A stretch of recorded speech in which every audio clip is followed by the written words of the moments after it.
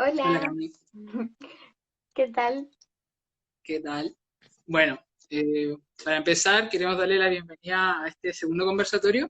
Yo soy Nicolás Muñoz Godoy, parte del equipo del Observatorio de Juventud y Derecho Humano, que es un colectivo integrado por mujeres y hombres investigadores, egresadas de la Universidad de Chile y que tenemos un interés particular en promover la observancia, el ejercicio efectivo y el conocimiento de los derechos humanos en el país, especialmente en los jóvenes. En ese sentido, creemos que tenemos que entender la juventud desde un punto de vista no homogeneizado y no adultocéntrico, no desde una visión adulta. Y desde aquí nace la necesidad de tener este ciclo de conversatorio que iremos programando a lo largo de este mes, mientras también estamos analizando los datos de la encuesta que hicimos y que le agradecemos a todos los que sí están conectados y los que no, que muchas gracias por participar si es que lo hicieron. En esta ocasión tenemos el agrado de contar con una invitada muy seca que ya está acá con nosotros en materia medioambiental y feminismo y que nos va a hablar sobre justicia intergeneracional y medio ambiente.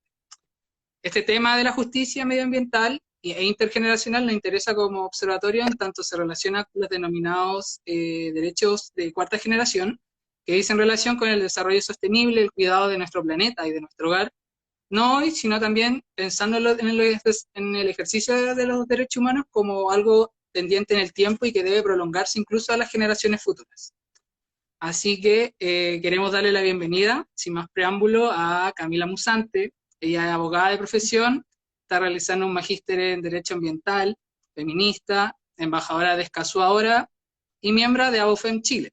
Así que bienvenida, Cami, te agradecemos que estés aquí con un poco de tu conocimiento y experiencia para que nos puedas comentar, bueno, conversar de este tema tan importante.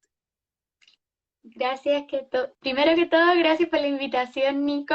Gracias por esa bienvenida y también por la introducción de quiénes son ustedes y qué es lo que hacen. A mí me parece, pero muy, muy, muy relevante que se generen este tipo de colectivos y de observatorios, en especial en materia de derechos humanos.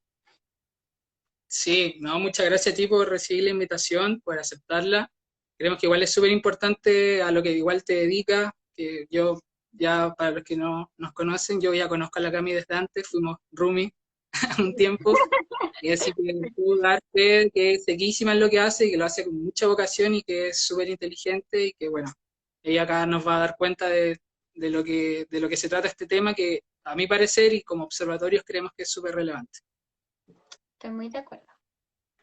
Así que bueno, para contextualizar un poco, Cami, como ya sabemos, este conversatorio trata sobre justicia intergeneracional y medio ambiente y queremos saber o que nos comentes qué es la justicia intergeneracional, cómo se aplica al medio ambiente y qué tan relevante es de cara a estos desafíos como socioambientales que enfrentamos con el cambio climático como país y teniendo en cuenta, bueno, de cara al plebiscito también, teniendo en cuenta que para entender esta temática es necesario mencionar el impacto desigual de la contaminación ambiental actual y cómo es también su vinculación con el ecofeminismo, que vemos también voces súper relevantes desde el feminismo y desde el espacio de las mujeres.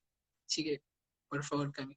Muy bien contextualizada y ya identifico algunos elementos de la justicia intergeneracional como esta equidad en la distribución de las cargas, que es algo que no solamente afecta a generaciones de forma inequitativa, sino que además hay una como desigual distribución de las cargas ambientales en cuanto al género, como vamos a ir viendo paso a paso. Pero primero para esclarecer de qué se trata esto de la justicia intergeneracional, bueno, decir que este concepto comprende a todos aquellos que vivieron en el pasado, los que viven en el presente y quienes vivirán en el futuro. O sea que significa que el potencial de las niñas y las futuras generaciones para satisfacer sus necesidades y cumplir sus aspiraciones tiene que ser al menos tan grande o equitativo como el que se puede esgrimir las generaciones del día de hoy.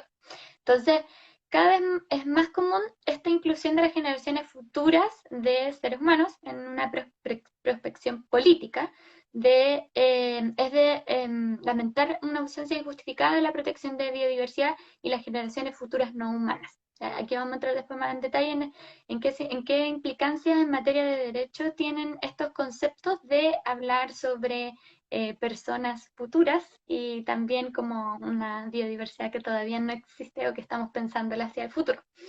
Entonces, yo creo, aquí quiero destacar dos grandes pensadores que no solamente han ayudado a construir este concepto de justicia intergeneracional, sino que también el concepto de justicia ambiental, que comparten algunos principios similares, o de base quizás, que son Andrew Dobson y Jorge Richman, que ambos son activistas y además de la ecología política. Y lo que plantean es que la estructura de la justicia intergeneracional tiene un carácter de responsabilidad, o sea, que identifica un primer principio, el principio de responsabilidad, pero hacia las generaciones futuras. Siempre se habla de la responsabilidad en materia ambiental como relacionado al uso responsable de los recursos naturales, pero aquí estamos pensando en las generaciones futuras y también en los seres vivos futuros. Entonces, como es una red un poco más grande, invisible y difícil de determinar. Eh, Como en términos filosóficos, la génesis de la justicia intergeneracional se está como perfilando bajo esta idea de responsabilidad hasta tratar de alcanzar como un empaque político actual en términos de justicia. Algunos principios, bueno, como ya anunciado, adelantaba esto de esta idea de equidad o lo que mencionabas tú, la justicia distributiva, o sea, entender que las Ujú. cargas ambientales tienen que soportarse de manera equitativa, independiente del género, independiente de la generación que se trate, independiente también del sector geográfico. Y como vemos aquí en Chile está lleno de zonas de sacrificio, bueno, eso también es Sí, como un factor. lamentablemente. Exactamente.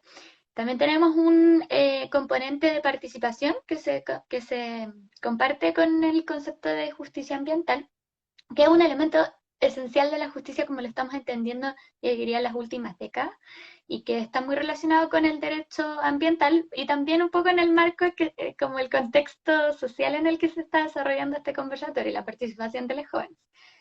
Y sobre las capacidades, que más allá de este enfoque distributivo, también tenemos que identificar cuáles son las capacidades de soportar ciertas cargas ambientales para la sociedad. Entonces, esas capacidades no solamente son en términos económicos, sino que también en otros factores que afectan, como los rangos etarios, las condiciones de salud, etcétera. Y en ese sentido, esa distribución igual tiene que ser equitativa.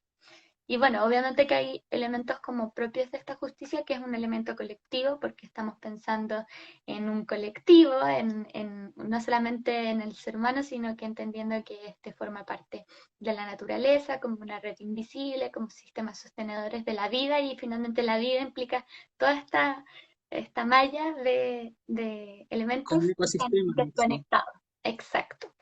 Y también hay un elemento ecológico que considera que la justicia ambiental incluye también la relación de los seres humanos con el mundo natural, lo que estaban mencionando. Entonces, como doblemente colectivo porque considera el mundo natural, pero también además estamos pensando como en las comunidades, en las generaciones futuras, y no de forma individual como se tiende como a pensar en el ámbito jurídico, en especial en los derechos tradicionales.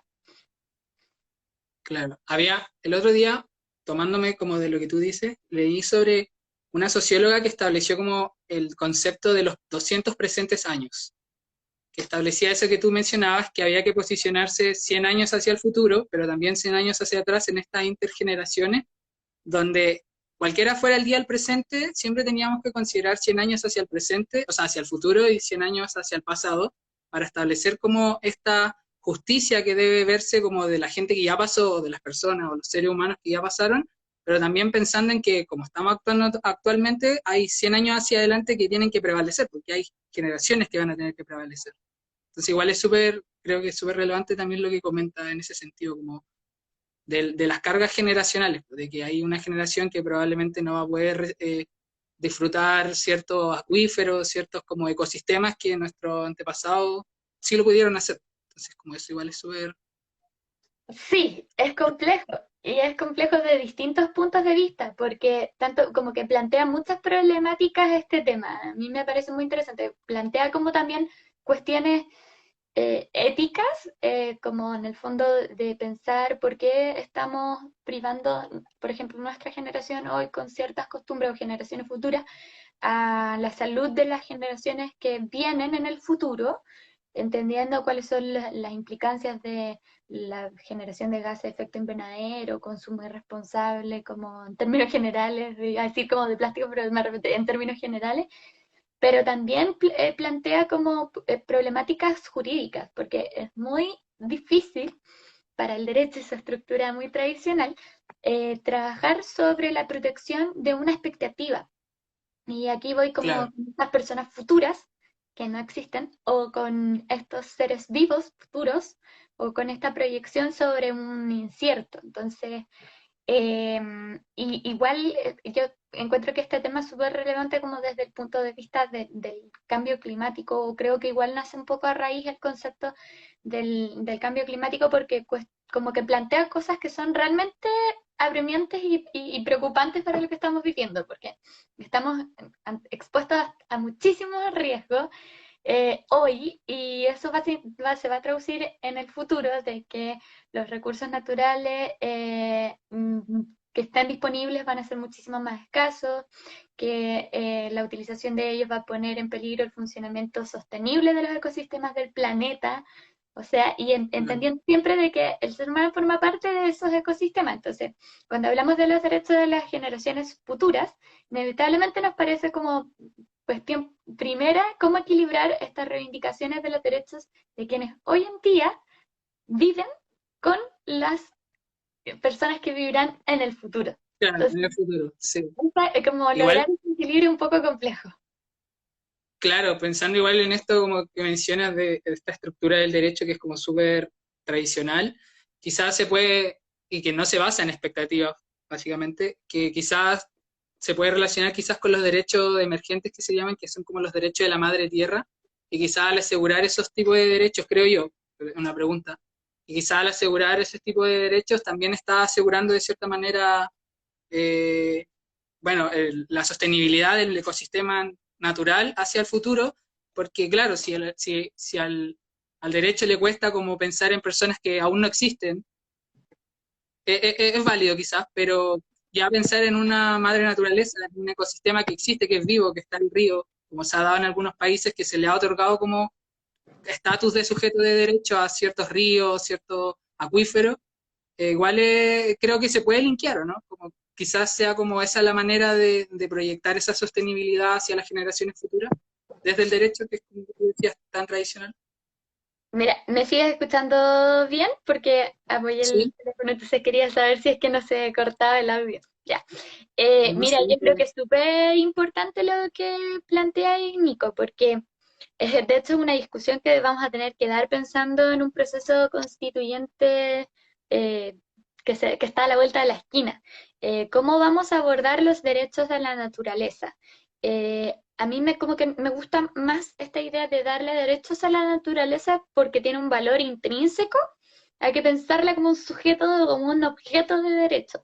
Y como bien dice ya algunas constituciones, el propio continente o incluso en la región en la que nos encontramos lo han hecho, como la Constitución ecuatoriana, el artículo 71, que además de reconocerle derecho a la naturaleza, recoge este concepto del buen vivir, y la Sí, Constitución de Colombia también reconoce los derechos de los animales no humanos, pero también mediante fallos ha reconocido personalidad jurídica ríos, y han como surgido algunas fórmulas de proteger al medio ambiente. Quizás lo discursivo puede sonar un poco paradójico porque son órganos que están integrados por seres humanos. Entonces, como si estamos hablando de que no hay una relación de superioridad, lo discursivo puede sonar paradójico, pero en la práctica funcionan igual que las defensorías del pueblo, pero con miras a la naturaleza. O sea, como aquí no hay como una contraposición, y sobre este punto me gustaría como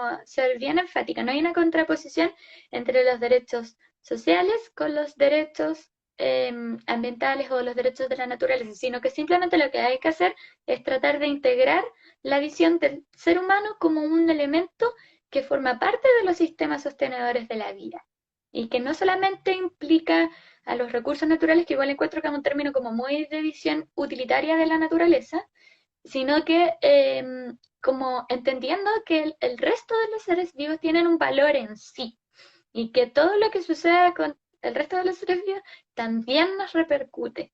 Entonces, creo que dentro de este concepto incluso se podría incorporar el cambio climático u otros factores que no son como tan evidentemente sujetos de protección, no me gusta, pero ya para recurrir a lo jurídico, como podría ser, por ejemplo, un río o un bosque o un glaciar, que eso parece quizás ser como más evidente, pero de pronto el clima, que es un factor muy importante, pero que nos cuesta como visualizarlo de manera concreta cómo se pudiera proteger bajo fórmulas de defensorías, órganos, que nos permitan tutelar finalmente a la hora de que se vulneren como los derechos de esta red de sistemas sostenedores de la vida, que finalmente es el bien jurídico que se está protegiendo, la vida de los seres humanos y también del resto del sistema. Claro, efectivamente. Como no solo de la vida, o sea, como natural separado, sino que al final es la vida en total, en su conjunto, porque es la naturaleza, básicamente. Bueno, muy interesante en verdad, Cami. Eh, bueno, siguiendo como quizás con las preguntas, ¿qué mecanismo? Y también decirle a la gente que nos puede escribir en los comentarios preguntas para más adelante o cualquier comentario que nos quieran hacer, que igual los podemos ir incluyendo en la conversación. Entonces, quizás ya nos comentaste un poco de esto, pero ¿qué mecanismos hay actualmente o cuáles son necesarios para aplicar la justicia intergeneracional y qué derechos humanos se interconectan con ella? Si es que nos puedes explicar cómo se entiende la relación entre esta, los derechos humanos a la luz de las denominadas, como hablábamos recién, quizá hay que profundizar las zonas de sacrificios que existen en nuestro país y en qué medidas la autoridad y la clase política lo han abordado, según tu opinión. ¿No? Bueno, en primer lugar, así como de punto de partida, creo que el concepto de justicia intergeneracional debiese estar recogido en nuestro ordenamiento jurídico para que pudiera ser tutelado por él mismo y así el órgano correspondiente, ya sea los tribunales de justicia u otro órgano ad hoc, pudiera tutelarlo y garantizar finalmente como los derechos de las generaciones futuras. Entonces, primero, el concepto tiene que estar recogido en alguna parte de nuestro ordenamiento jurídico, sea mediante tratados internacionales de derechos humanos o sea mediante quizás un nuevo texto constitucional. No sé si será muy revolucionario para nuestro país, pero hay que tratar de apostar hacia allá, o quizás teniendo ese norte como punto de partida. En la Yo ley creo que marco, disculpa, sí, en la ley marco de cambio climático creo que lo estaban tratando también, lo quieren sí, incluir. Bueno, está en la ley académicos marco. habían... Pero igual hay que Bueno, considerar que la ley marco ha tenido una tramitación desde el año sí, bueno, 2014, si no me equivoco, entonces, y todavía no sale. Entonces, ahí yo tengo hartas críticas a la ley marco, no sé si sea la instancia para. Una de esas es el ítem aguas. Creo que no hay no se aborda de la mejor manera en la ley marco, pero ya, bueno, sí, es un avance y es una iniciativa legislativa nacional, así que algo que se puede vislumbrar ahí, pero también esto tiene que estar recogido a nivel de tratados internacionales de derechos humanos o vía constitucional, porque de lo contrario va a ser difícil acompañar esta ley marco de la institucionalidad que pueda aplicar el concepto de justicia intergeneracional. Entonces tenemos que entender que una cosa es reconocer derechos y la otra es poder efectivamente tutelarlos. Entonces, quizá aquí los abogados nos ponen un poco lateros en este término, en este punto, pero la orgánica constitucional o la orgánica que haya para la tutela de derechos es tan importante como reconocerlos. Porque si no, en la práctica sí. no queda absolutamente nada. Entonces, aquí hay una propuesta, volviendo a lo que estábamos hablando antes, que hace Jorge Richman, que a mí me gusta mucho, creo que es un ecologista político y que también es un activista, poeta y entre muchas otras cosas, que propone convocar a un defensor o defensora de las generaciones futuras y un defensor o defensora de los animales no humanos y un ministerio de las generaciones futuras, ¿ya? Que estarían encargados por velar de los intereses de las generaciones futuras y educar a las generaciones presentes en su respeto. Es súper importante, o yo considero como súper importante el planteamiento que hace Richmond, porque como pensando un poco en el principio de precaución del derecho ambiental, impone la obligación o la carga de educar a las generaciones presentes, entendiendo que de esa manera se evitaría generar un daño o un impacto en las generaciones futuras.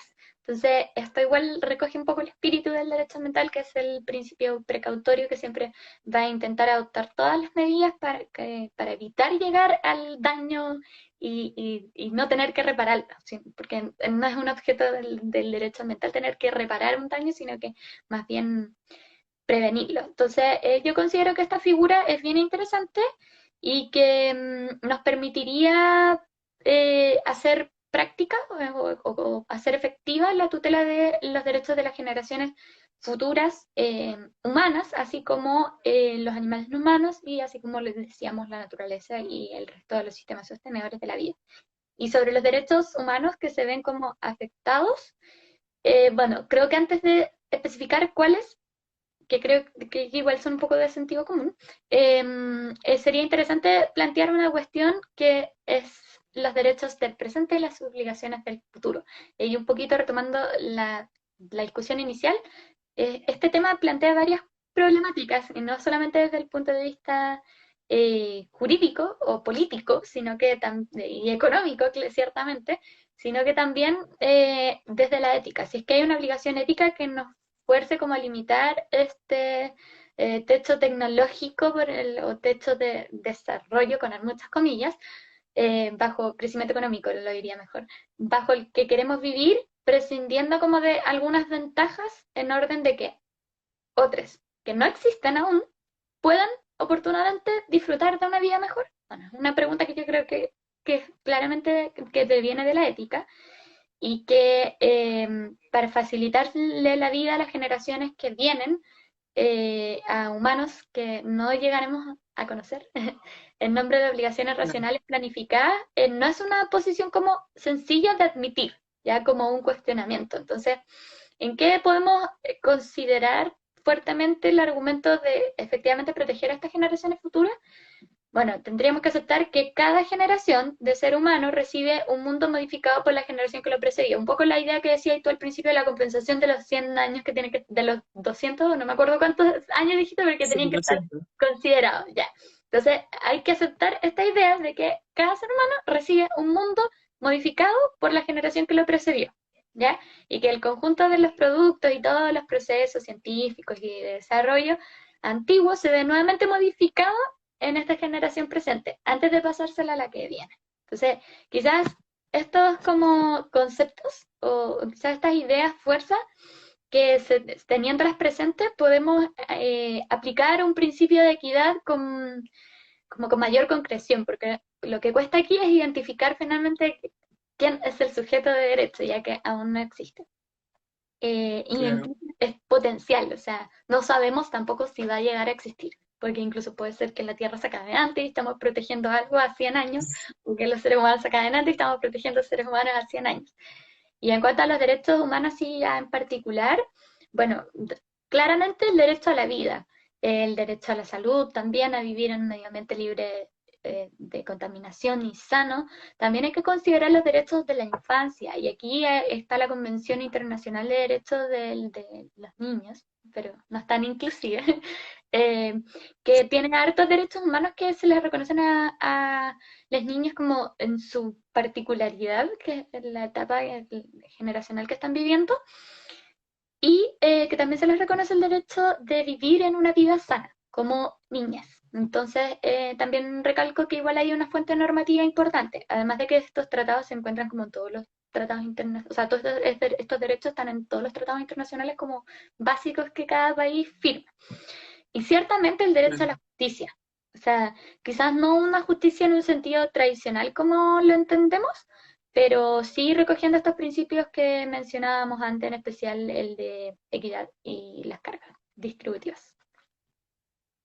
Claro, igual, en realidad es súper interesante lo que nos mencionáis porque creo que de las cosas que comentaba, la educación es súper importante en ese sentido. ¿Cómo podemos educar a esta generación y quizás a la generación 20 años atrás mía, 30 años atrás, que todavía siguen vivos y que aún no tampoco tienen este concepto como de, de, de sostenibilidad, de que ellos no son los únicos, aparte seres vivos que existen, Entonces, es súper como relevante educarlo. Yo creo que la educación, como tú mencionas, y es un derecho humano por lo demás, es súper importante en que en estas nuevas generaciones, quizás los que ahora están en el colegio, a mí no me lo pasaron, yo creo que a ti tampoco, como educación ambiental, en ese sentido de que estas personas que quizás nosotros que nos estamos educando como por fuera, que los que podemos ir a la universidad, recibieron quizás un poco de ese conocimiento, o incluso quienes autodidácticamente lo han hecho, se dan cuenta de que hay algo que cambiar y que necesitamos como un desarrollo sostenible en todo su espectro. Pero yo creo que es súper fundamental eso que tú dices, como la educación y educar también en empatía, porque tú mencionabas recién cómo le hacemos creer a la gente que actuemos como colectivo para generaciones futuras. O sea, porque tampoco es como que yo diga mi hijo, mi hija o mi hija No. en el futuro, sino que es un colectivo, o sea, generaciones futuras, entonces tenemos que actuar individualmente, pero también pensando en como colectivo. Yo creo que y para eso hay que educar, porque si no, Sí. es súper difícil también llegar a ese como punto en el que en un momento, ojalá, con esto de Escazú, con las COPs que han habido o el Acuerdo de París, se pueda llegar a un punto en el que quizá la mayoría de los países, o un tanto, incluso en Chile, se reconozca esta como derecho a la equidad intergeneracional, a la justicia intergeneracional, que va a ser súper relevante de cara a lo que viene. O sea, que podamos pensar en esa empatía como eh, futura, así se le podemos llamar así, como no solo ahora. Yo creo que es súper relevante. Estoy completamente de acuerdo con ese análisis. Bueno, Cami, qué interesante. Así que le seguimos recordando a la gente que pueden hablar, pueden hacer preguntas. En Igual va a nosotros, haber un espacio de preguntas. sí, ahí dicen, mira, estoy viendo un comentario que dicen, en nosotros está el cambio. Estoy súper Sí, de es acuerdo. Me verdad. imagino que ese comentario viene de alguna joven, así que creo que es súper importante la participación de las juventudes en estos temas, porque además de que ha sido como de mucho activismo ambiental y de que están claramente liderando la lucha por el cambio climático mediante la ONG de Fridays for Future o otros movimientos internacionales como Extinction Rebellion, que están protestando en las calles por su derecho a vivir en un medio ambiente sano, libre de contaminación, por su salud, incluso por sus vidas, por las de sus hijos. Creo que la participación de las juventudes desde ese activismo ha logrado incluso traspasar como la barrera hacia lo político. Y aquí vemos como representantes adolescentes de esta ONG, no hablo solamente pensando en Greta y que esto obviamente llega como Claro. la bandera de lucha, sino que también en el mismo Escazú, todos las y los champions, que son los representantes, son adolescentes y han instado a los gobiernos a que tomen acciones concretas sobre problemáticas socioambientales y presionando al menos para que se transparenten posturas políticas frente a las problemáticas socioambientales, haciéndolo de una manera también igual muy acorde con las generaciones actuales. Es decir, mediante los medios de redes sociales, haciendo interpelaciones por vía Twitter, entrando a los lives de Instagram o de Facebook, a postear Escazú ahora. Entonces, claro, si bien uno puede decir, oye, es una acción como muy de las generaciones más jóvenes, creo que sí ha generado un impacto y una interpelación. A mí en lo personal hasta me han respondido vía Twitter qué ha pasado con ciertos proyectos, así que no es tan Sí. inútil como se puede pensar. Entonces, por último, hay como una presión desde ese sector. Pero a mí me gustaría, ya como un anhelo más personal, que esta participación de los jóvenes y también de las niñas, por supuesto, fuera de alguna manera vinculante. Vinculante en términos jurídicos, de forma progresiva, obviamente, el desarrollo de cada uno y de la formación del discernimiento, según este principio de autonomía progresiva que está recogido ya por nuestro derecho de familia, pero no solamente porque en materia de medio ambiente han sido como líderes en llevar a cabo estas luchas y en visibilizarlas, sino que también en otros derechos humanos importantes como lo es la educación y que han sido grandes actores al empujar transformaciones estructurales de nuestro modelo actual. también lo vimos reflejado en el rol de los secundarios para el 18 de octubre. Entonces creo que existe una deuda histórica ahí con los adolescentes principalmente, por ser precursores de luchas sociales y en esta última década diría que ya luchas socioambientales. Claro, es súper relevante, bueno, pero algo también nace la necesidad, o sea, no sé si la necesidad, pero el interés, mejor dicho, de crear este observatorio con compañeros y compañeras de la U, que veíamos como esta relevancia de los jóvenes, y bueno, que como tú comentas, se está dando, yo creo, en todos los aspectos como de luchas sociales al final, medio ambiente, desigualdad económica, educación, que es algo súper relevante que los jóvenes igual tomemos como esta, no sé si vanguardia, pero que sí podamos como instar a los adultos y que tampoco, y que se rompa también esa como barrera adultocéntrica, esa barrera de que como eres joven, no tienes idea, no tienes experiencia, por ende no puedes hablar de ciertos temas. Pero, por ejemplo, en temas medioambientales es súper relevante porque, claro, somos nosotros o nosotras las que no vamos a tener futuro, la que vamos a vivir en un medio ambiente eh, limpio, no vamos a ver especies, o sea, ya muchas especies extintas por producto de, o en aras de la extinción, producto de este como desarrollo insostenible que hemos tenido en los últimos 200 años. Entonces, creo que es súper relevante lo que tú mencionas, que esa articulación igual de los jóvenes se dé a nivel de las redes sociales, que al final yo creo que la gran mayoría, no sé si, no puedo decir todos por este nivel de desigualdad, pero la gran mayoría hemos podido tener acceso a una red social, al internet, que ahora está súper en boga, o sea, estos lives que se hacen en los que estamos ahora, efectivamente, se producen debido a este como boom, bueno, y por la pandemia, evidentemente, pero boom de que podamos articularnos de esta manera, bajo estas vías, y que en realidad todos sabemos, o sea, creo que para el 18 de octubre fue súper relevante el uso de las redes sociales. No sé si hayan sido los jóvenes como los que promovieron el uso de las redes sociales, pero sí fueron relevantes y quizás de esa manera podemos articular. Sí, te Aquí hay entiendo. preguntas. Sí, ya veo una Eh, pregunta ahí de Mónica. sí, dice Mónica, sí, dice, ¿cómo incorporar la justicia medioambiental hoy en el que las consecuencias del cambio climático y las contaminaciones se distribuyen desigualmente? Porque los pobres tienen mayores efectos de esto. No sé si nos quieres comentar, Cami, Sí, o en realidad es como un comentario. Sí.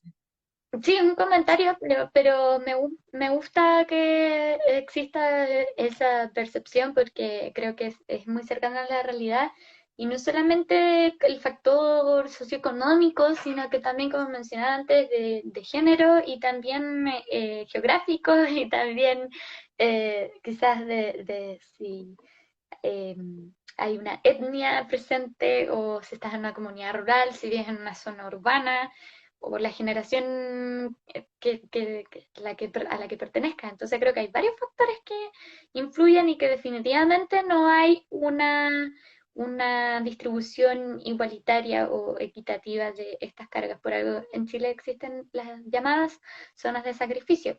Y creo que quizás aquí como ya tratando de plantear un mecanismo de cómo organizar esto o cómo articularlo ya más desde los territorios, desde la institucionalidad. Yo creo que la clave aquí está en un concepto que es súper interesante, que es la gobernanza de los recursos, ¿ya?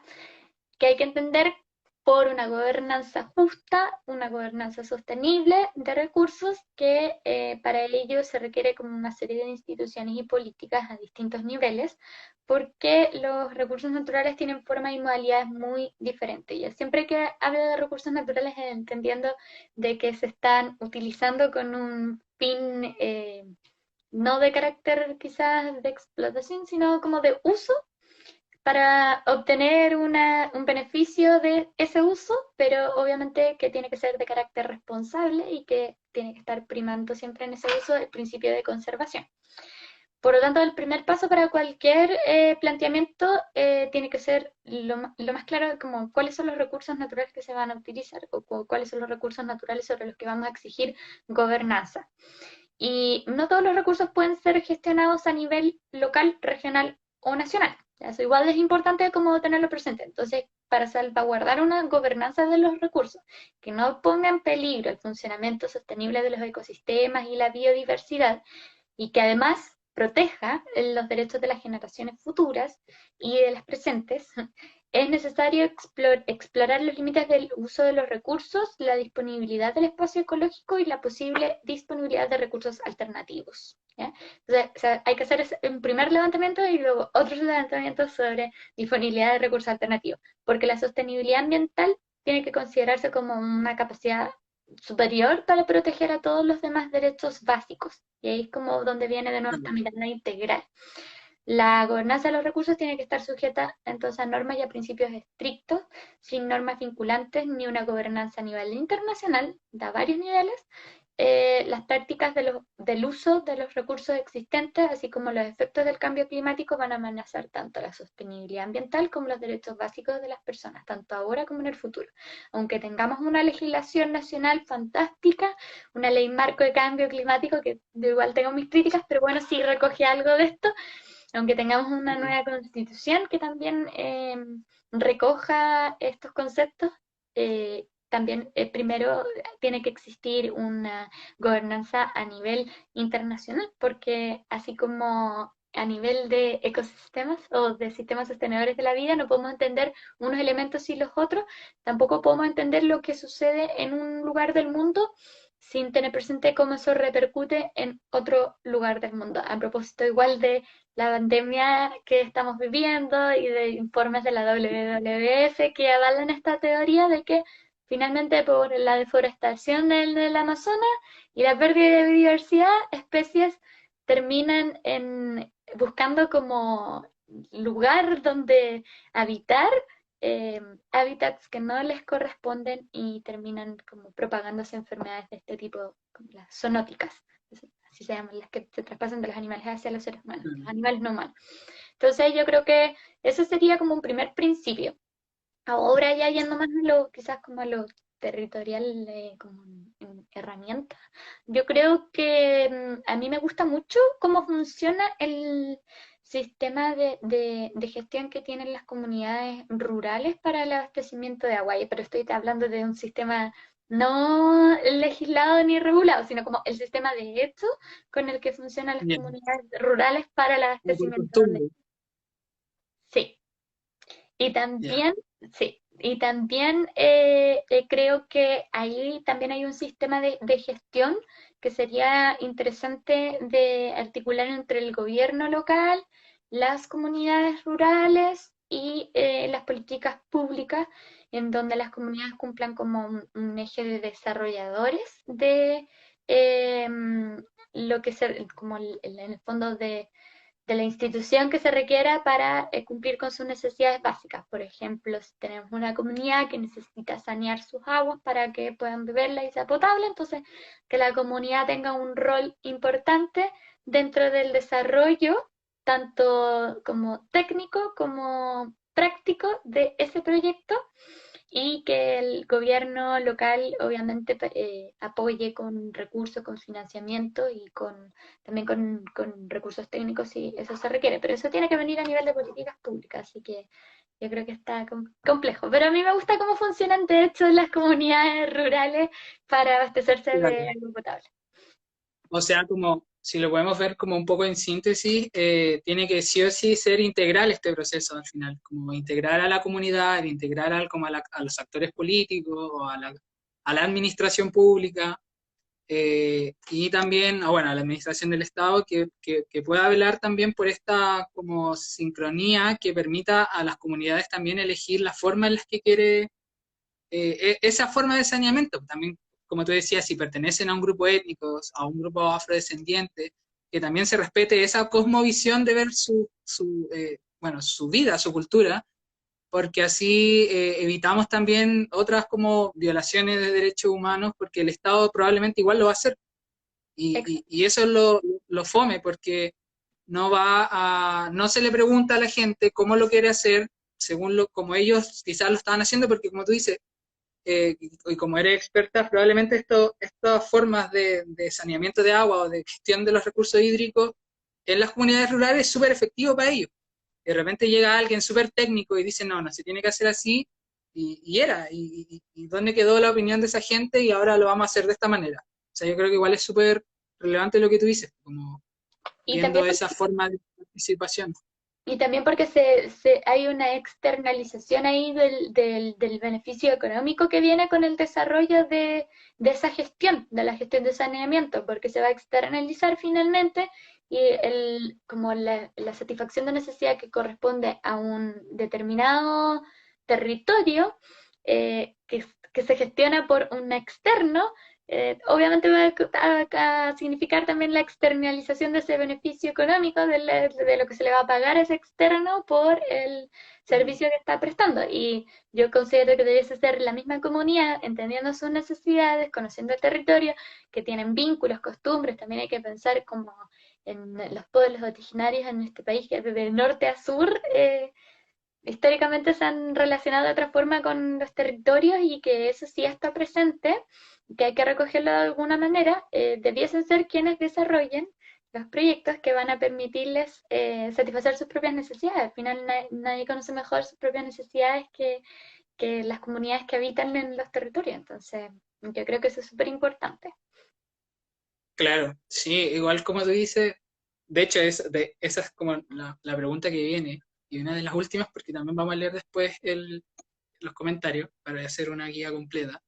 Ya. Tiene que ver con lo que ha estado revolucionando a Chile en esto, bueno, a Chile y a los activistas socioambientales en este último tiempo, que es cómo ve la negativa del gobierno de firmar el acuerdo de Escazú, que dicho sea de paso, Chile fue uno de los impulsores de esta materia desde el 2012, sí, durante el primer gobierno de Sebastián Piñera, y ahora quedando 12 días para que se cierre el periodo de adscripción a este tratado, y cuáles serían los impactos de esta decisión y cómo las juventudes también podemos aportar en estas circunstancias. Tú que has participado en eso, quizás que estás más metida en esa materia, ¿cómo crees que podemos ayudar? Y bueno, ¿cuál es la negativa? ¿Cómo ves la negativa de como no firmar el acuerdo? Oye, veo muy compleja esta situación y primero quiero ser súper enfática en un tema que quizás ni siquiera se ha tocado. Ah, no, pero un dato. El acuerdo de Escazú estuvo a punto de llamarse Acuerdo de Santiago, porque se pensó firmar en Santiago, al ser uno de los impulsores. Ese nivel de vergüenza lo que nos está generando la negativa del gobierno. Quiero distinguir primero entre el impacto de carácter internacional y el impacto en el escenario nacional. ¿Por qué? Porque actualmente el acuerdo de Escazú, para que sea válido, requiere de un quórum de ratificación de 11 países del acuerdo, como mínimo para que sea válido. Entonces, si no se alcanza ese quórum, regresamos a foja cero. Hasta hoy en día el acuerdo ha sido ratificado por 9 países y en Argentina está en trámite en el Senado, me parece. Y en Colombia no se sabe nada qué va a pasar. Entonces, quizás Chile, si no firma, va a ser como el voto definitivo, por decirlo de alguna forma, a que el acuerdo se caiga por completo. Y no solamente nos perjudique a nosotros como país, sino que también a toda la región. Y eso es tremendamente egoísta y tremendamente lamentable, porque sería regresar 8 años de negociaciones hacia atrás, hacia el punto cero, para volver a comenzar. En un escenario nacional, creo que si no se ratifica Escazú, no solamente para Chile, sino pensando también en los países a los que no se benefician de este tratado, perdemos una gran oportunidad de construir una institucionalidad ambiental más democrática, tanto en lo judicial como en el acceso a la información y la participación ambiental ciudadana. Y por lo demás, creo que la participación, como el acceso a la información, colateralmente, como sin estipularlo, traen como efecto positivo la educación ambiental de la sociedad, que es necesaria para estimular cambios de hábitos que permitan disminuir las huellas ambientales, incluido hídrica, de carbono, etcétera. Y creo que finalmente, para el caso de las y los activistas ambientales, sería muy perjudicial porque quedan completamente a la deriva de las amenazas que reciben, incluso de los casos de homicidio que tenemos en Chile, y en especial de los feminicidios, ya que hago un poco hincapié en el enfoque de género en la justicia ambiental. Pienso en las mujeres mapuches que fueron encontradas asesinadas hace unas semanas cerca de Ercilla, pienso también en el caso icónico de Macarena Valdés, y esto como que también es un reflejo de cómo este tipo de consecuencias son más duras cuando empezamos a ver algunos elementos como el género, el territorio, la etnia, el sector socioeconómico, etcétera. Claramente volvemos como al tema inicial de la justicia distributiva, pero las demandas de Escazú son necesarias y son necesarias ahora ya. En el cuanto como a la participación ambiental ciudadana, si bien en Chile ya existe a raíz del procedimiento de evaluación de impacto ambiental, sí hay que tener presente que es una participación que se marca dentro de un sistema que está destinado a la aprobación de un proyecto. Pero aún así, yo he visto que esa participación, cuando la comunidad decide involucrarse para pronunciarse sobre un proyecto y hacer observaciones de que tienen que ser de carácter técnico-jurídico para que sean válidas, consideradas válidas, se produce un proceso de educación que es bastante interesante. Lo he visto de cerca con algunos compañeros de ONG Vida que hacen un trabajo ahí con la comunidad de los humedales Ojos del Mar, de la cual también uno aprende muchísimo de las comunidades lasquenches y de su cosmovisión y por qué, cómo afecta finalmente la construcción de estos megaproyectos en la visión del mar. Pero también hay mucha educación de carácter técnico ambiental para las comunidades cuando se involucran en la participación ambiental ciudadana. Entonces es un efecto colateral muy, muy, muy positivo. Y para responder lo último, ¿cómo creo yo que las juventudes pueden aportar? Bueno, haciendo lo que han estado haciendo hasta ahora, o sea, continuando la movilización socioambiental, interpelando a las autoridades como lo han hecho hasta ahora, y también es importante cuestionar la autoridad de la autoridad, no la autoridad de nuestros representantes políticos, a ver si están pensando, razonando desde esta vereda o solamente desde la lógica de los derechos sociales, porque eso implica igual una falta de mirada integral en estas problemáticas. No, no estoy en contra de los derechos sociales ni mucho menos, pero creo que es necesario abordar estos problemas de forma correcta. Siempre hablar de los conflictos socioambientales, porque no son conflictos que están pasando en otra esfera, en otra parte. Quizás en este momento no me afectan, pero en alguna oportunidad me van a afectar sí o sí, como indefectiblemente, puesto que soy parte de esta red de sistemas sostenedores de vida. Entonces, hay que tener cuidado con eso y quienes, pensando ya quizás igual dentro del proceso constituyente, quienes están yendo hacia el futuro, pero no bajo un paradigma del pasado, porque las luchas que tenemos hoy son socioambientales. No podemos dejar estas problemáticas fuera de ningún motivo, por ningún motivo, quiero decir. Claro, de hecho eso último que tú mencionas es súper importante porque durante, bueno, el estallido social y todo lo que ocurrió entre en octubre y enero, básicamente, claro, mucha gente comentaba, lo veíamos en las marchas, que decían que, claro, los conflictos sociales son socioambientales, porque no podíamos dejar esas como prerrogativas de lado y se hacía el llamado al acuerdo de Escazú, que yo igual espero que se firme, que yo encuentro una desfachatez que la ministra y el canciller hoy, que fueron citados a la Comisión de Medio Ambiente, no hayan ido. O sea, cualquier persona que no trabaje dos veces, lo echan. Yo considero que igual es una súper falta de respeto con la política exterior de Chile, con los jóvenes y las jóvenes que han, mejor dicho, trabajado porque esto se visibilice mucho más y considero que claro, que va a ser súper impactante que Chile no lo firme, que sea, bueno, el hazme reír, primero que todo para la región y para el mundo entero, y una pérdida de oportunidad, como tú dices, pues, de poder establecer también un acuerdo que es súper innovador sobre la protección de los defensores medioambientales, que algo, las defensoras que son personas que últimamente ya en Colombia van casi 52 personas asesinadas por defender el medio ambiente, lo hemos visto, como tú dices, con Macarena Valdés, con Berta Sánchez, creo que era, sí, la de Guatemala, o la de Honduras, algo así, que no se protegen y eso es algo súper grave igual, como que al punto en que yo creo que por eso los jóvenes tenemos que darnos cuenta y concientizar, yo creo que eso es algo, como tú decías, súper importante de seguir seguir educando, seguir difundiendo y a la vez educar también quizás a las generaciones pasadas, si le podemos llamar así, o A las más generaciones adultas, mayores, sí. claro, a las generaciones mayores de que algo es súper relevante, pues, de que lo que está pasando con la cambio constitucional también debe tener una mirada súper ambiental, de que igual cuesta, porque claro, uno dice, oye, pero tenéis que preocuparte de que el ambiente, del medio ambiente funcione, de la sostenibilidad, pero lamentablemente la desigualdad es tan grande en este país que hay gente que no tiene para parar la olla mañana, entonces tampoco como podemos obligarlo, no sé, a comprar fideo en bolsas de papel, porque no pueden, o sea, algo que igual es súper relevante y eso es como lo que cuesta quizás como congeniar, en este país principalmente, Yo creo que es como lo que vemos en sí, la comunidad. yo creo que es súper valioso lo que dices, Nico, como esa lectura de la contraposición aparente, yo le digo aparente porque creo que es solo aparente, de derechos entre el crecimiento económico y la protección al medio ambiente.